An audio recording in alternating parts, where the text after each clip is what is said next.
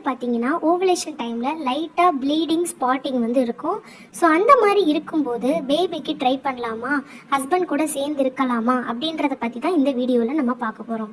நிறைய பேருக்கு பார்த்தீங்கன்னா மந்த் மிடில், அதாவது உங்களுக்கு பீரியட் சைக்கிள்னு நம்ம ஒரு டேட் சொல்லுவோம் இல்லையா, 30 நாள் சைக்கிள், 35 நாள் சைக்கிள், ஒருத்தவங்களுக்கு ஒரு நாளைக்கு ஒரு தடவை வந்து பீரியட் வரும். சில பேருக்கு பார்த்தீங்கன்னா 32 நாளைக்கு ஒரு தடவை, சில பேருக்கு 35, சில பேருக்கு 28, 26, அந்த மாதிரி ஒரு பெண்களுக்கும் ஒரு சைக்கிள், பீரியட் சைக்கிள் வந்து இருக்கும்.